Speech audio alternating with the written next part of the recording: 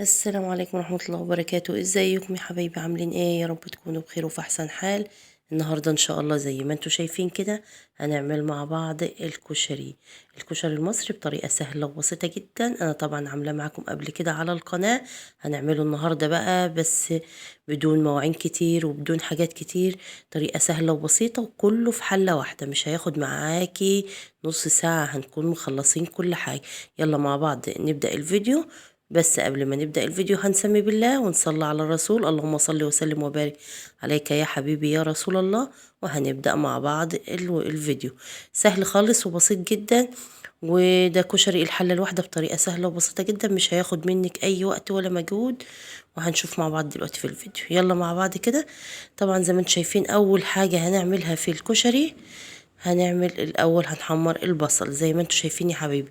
ليه هنحمر البصل الاول يا ام يوسف؟ عشان خاطر ناخد الزيت بتاعه، عشان هو ده بقى الراعي الرسمي للكشري، هو الزيت تحمير البصل، هو ده اللي هنعمل بيه كل الوصفة بتاعتنا. فهنبدأ الاول كده نحمر البصل في شوية زيت محترمين كده.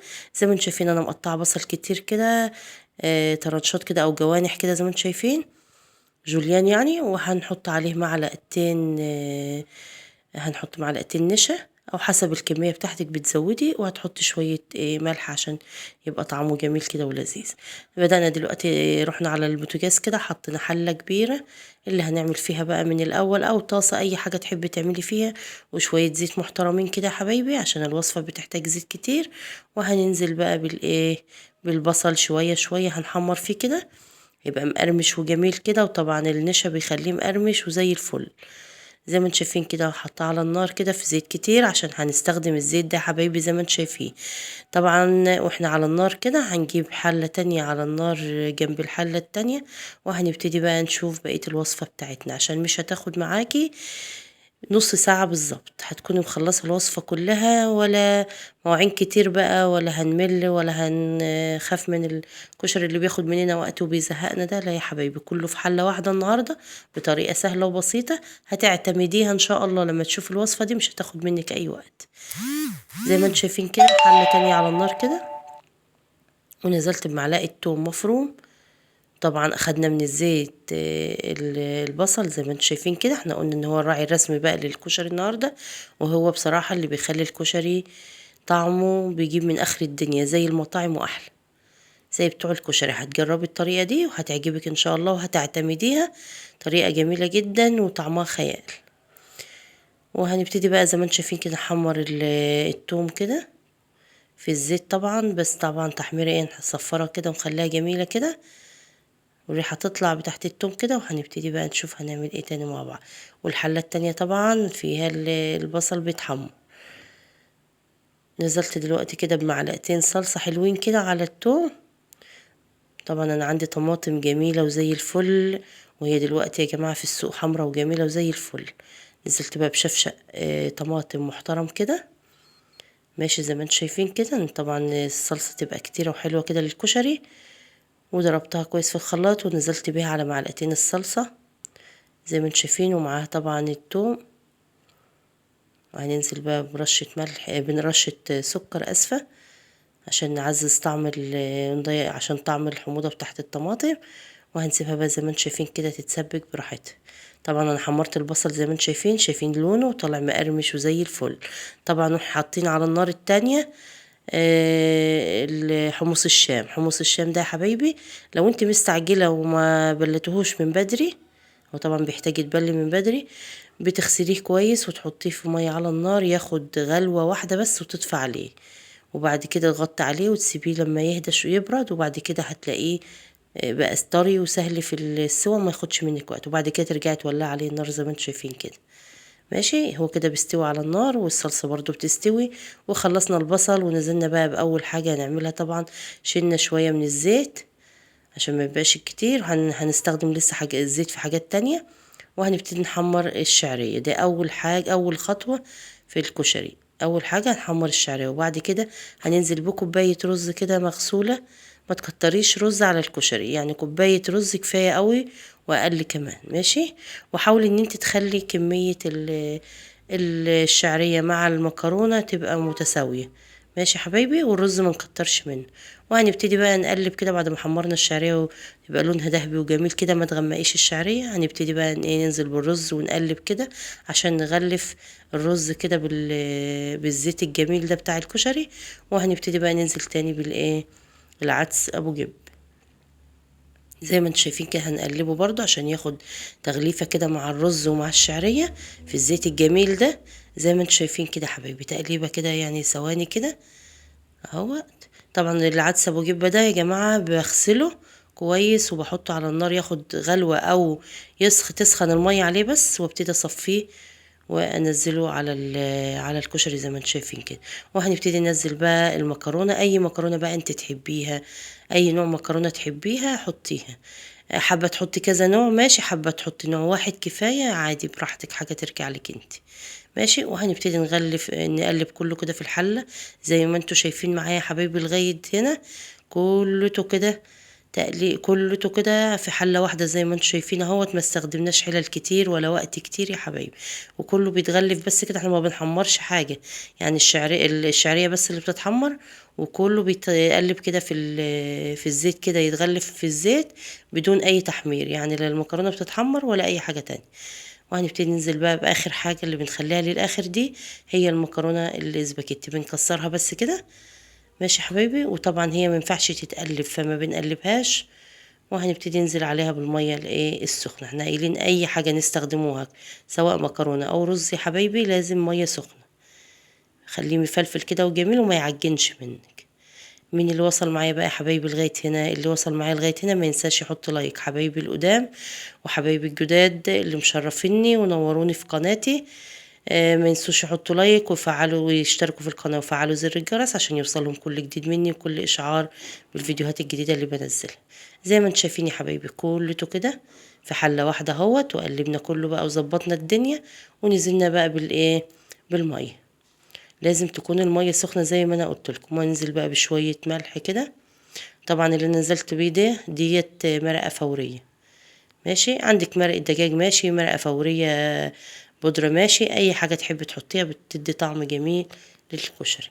وفلفل بقى وكمون وملح وبتظبطي الدنيا بقى كده زي الفل. وسنة بسيطة من بهارات اللحمة بيخليها خطيرة. وقلب بقى كله كده مع بعضه. ولو حبينا نزود مية بنزود تاني، بس ما تخليش المية كتير عشان ما يعجنش مني. كل المية ما تبقى قليلة شوية بيبقى مفلفل كده وزي الفل. زي ما انتوا شايفين كده اهوت. يعني المية يا دوبك تبقى مغطية كده، ما تزيدش عن كده ماشي. واحنا طبعا بنعمل الحلة بتاعة الكشري عنا برضو على الايه، على الصلصة. زي ما انتم شايفين الصلصة اتسبكت اهيت. انا ما نزلتش غير برشة سكر بس في الاول، ما بنحطش اي بهارات في الاول يا حبايبي. اتسبكت خلاص هننزل بقى بالبهارات زي ما انتم شايفين. دي مرقة فورية وملح وفلفل وكمون وكزبرة ناشفة، مش اكتر من كده ماشي. وهنقلب بقى كله كده مع بعضه. وهنبتدي ننزل بسنة خل. سنة الخل دي بتخلي الصلصة بتاعتها خيال. جربيها بالطريقة دي هتعجبك ان شاء الله، بتبقى زي بتوع الكشري بالظبط ماشي. وهنقلب كله كده مع بعض. وطبعا بعد ما اتسبكت بنزل بكوباية مية كده بحيث تبقى صوص الصلصة يبقى مظبوط، لا تقيل ولا خفيف ماشي يا حبايبي. وطبعا واحنا بنسوي الكشري عنا برضو على الايه، على الحمص الشام قرب يستوي اهوت. زي ما انتم شايفين هنحط له ملح وكمون كده ونسيبه ايه يستوي مع بعض.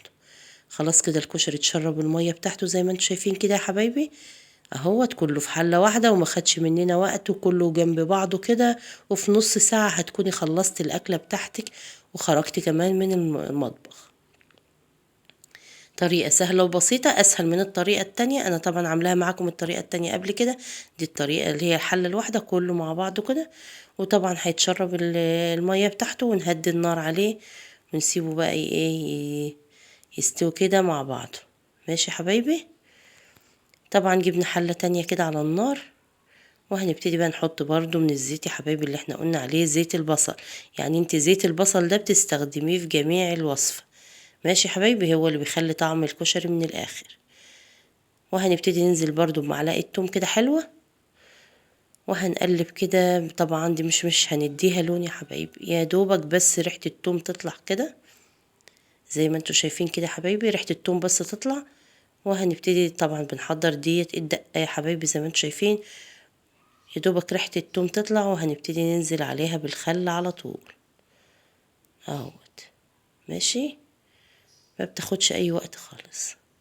ننزل بقى بالخل بكمية محترمة كده من الخل، وهنزود عليها برضو المية، وتبقى دي احلى دقة ممكن تاكليها مع الكشري اهوت. هنقلب كله كده،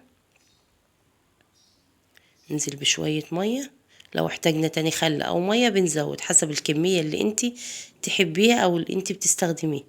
وهنزل بقى بشوية كزبرة كده ناشفة. طبعا الكزبرة والكمون يا حبايبي دولت هم اساس الكشري زي ما انتوا عارفين. وهنبتدي ننزلون ملح كده ونظبط الدنيا زي ما انتوا شايفين. حبيتي تزودي خل تاني تزودي معاه شوية مية، يبقى الكمية مظبوطة زي ما انت تحبي. طريقة سهلة وبسيطة وما خدتش وقت، واحلى كشري ممكن تاكليه النهاردة. الكشري الجميل اللي احنا هنجهزه ده مع بعض النهاردة بالكمالة بتاعته كمان. يعني كلي براحتك كده انت وولادك، وبسم الله ما شاء الله حلة. يعني ما بتحطي كام صنف من الاصناف دي بيعمل حلة توكل عيلة كبيرة، بسم الله ما شاء الله عليها، يعني اكلة موفرة كمان. يلا مع بعض كده نبتدي نغرف بقى. كله استوى كده مع بعض. عملنا البصل المقرمش اهوت، لونه خطير وجميل. هي والله بصراحة الكاميرا ظلمة يا حبايبي. وعملنا الدقة بتاعت الكشري، وعملنا الصلصة جميلة كده بتاعت الكشري، وكله زي الفل كده. والكشري استوى مع بعضه في حلة واحدة، ما خدش اي وقت منك. طريقة سهلة وبسيطة، جربيها بالطريقة دي هتعجبك ان شاء الله. انا عاملاها قبل كده معاكم، وطبعا كنت عاملة معاها مع الطريقة الكشري التانية. لو حابين تشوفوا الطريقة التانية ادخلوا على قناتي هتلاقوها في الفيديوهات يا حبايبي. ومعاها كمان الصوص الشطة الحراق، انا ما عملتوش صوص الشطة ده، ما عملتوش. نعمل الشطة كده بنحمرها في الزيت، ونبتدي ننزل عليها بشوية من الصلصة كده، بنخففهم بالمية، وبيبقى احلى صوص شطة ده للناس اللي بتحب الشطة حبايبي. بس انا ولادي ما بيحبوش الصوص ده، فانا ما حبيتش اكرر الوصفة بتاعته في الفيديو ده، عشان انا عاملاه قبل كده معاكم ومحدش هياكله من الولاد. ماشي. وابتديت بقى كده اظبط كده، وظبط الطبق بتاعنا زي ما انتوا شايفين. هنحط بقى شوية من الحمص الشام زي ما انتوا شايفين كده، وهنبتدي بقى نوزع الصلصة. واحلى طبق كشري ممكن تاكليه احلى من بتاع الكشري نفسه. شايفين صوص الصلصة بيبقى بالطريقة دي، لا خفيف ولا تقيل يا حبايبي زي ما انتم شايفين كده. بسم الله ما شاء الله عليها. الصلصة جميلة جدا ولونها احمر وجميل جدا زي ما انتم شايفين كده، ومتسبكة وزي الفل. كله في البيت كده بطريقة سهلة وبسيطة هتعمليه لولادك، وبطريقة جميلة وبطريقة نظيفة ومضمونة، وعارفة نظافة كل حاجة بتعملها لولادك، وبطريقة كمان جميلة وموفرة ومش هتكلف عليك. شايفين الجمال؟ شوية بقى بصل كده مقرمش كده على الوش، وهنحط بقى كمان عليه ونظبط الدنيا كده، وننزل كمان بشوية زي ما انتم شايفين كده، هنزل بشوية الدق كده عليه، ويبقى كده احلى طبق كشري ممكن تاكليه اهو. شايفين الجمال يا حبايبي؟ كشري من الاخر، وكله في حلة واحدة، وما خدش اي وقت مننا. طريقة جميلة وهتعجبك، جربيه بالطريقة دي. اطعم واحلى من الطريقة التانية، وانت اللي هتحكمي كمان لما تجربيه. شايفين الجمال؟ ايه رأيكم بقى؟ وظبطنا بقى حوالين منه كده الدقة بتاعته والصلصة والبصل المقرمش الجميل. جربيه بالطريقة دي هيعجبك ان شاء الله وهيعجب ولادك. طريقة سهلة وبسيطة وكله في حلة واحدة، مش هياخد منك وقت. واشوفكم على خير ان شاء الله في فيديو جديد ووصفة جديدة على قناتي، قناة سيدة الولائم.